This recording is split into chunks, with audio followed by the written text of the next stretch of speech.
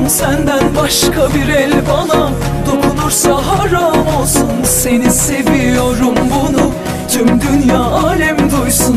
Dilerim Allah'tan ömrüm kollarımda son